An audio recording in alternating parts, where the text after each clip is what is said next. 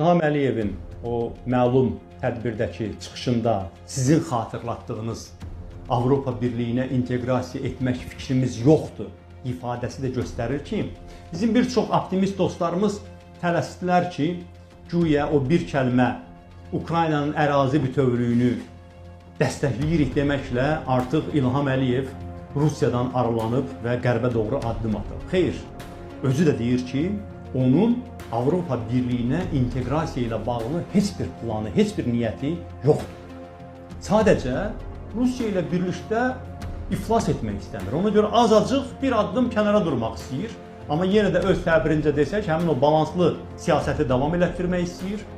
Avropa Birliyinə təklif edir ki, gəlin yenə də başlayaq neftdən, qazdan danışmağa.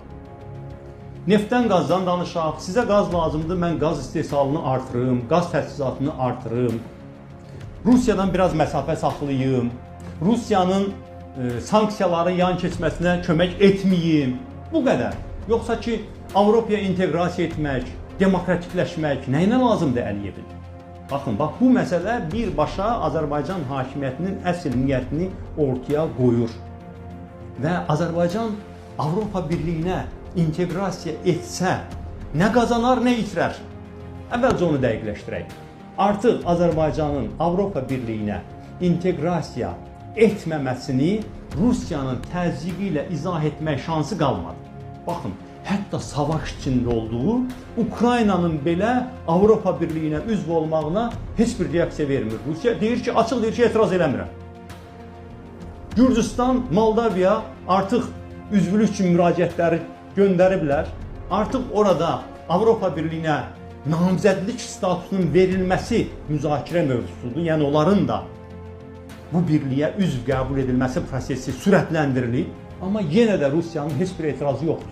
Çünki Rusiyanın artıq argumenti qalmayıb. O deyir ki, mən NATO bazalarını istəmirəm qonşuluğumda. Hərbi birlik istəmirəm. NATOya üzv olmasınlar. Yaxşı, biz NATOya üzv olmuruq ki, bu saat. Avropa Birliyinə niyə üzv olmayaq? Hətta Rusiyanın da etiraz etmədiyi halda biz nəyə görə Avropa Birliyinə üzv olmayaq? Avropa Birliyinə, daha doğrusu inteqrasiya, üzvlük uzun bir prosesdir. Avropa Birliyinə inteqrasiya bizə nə verəcək?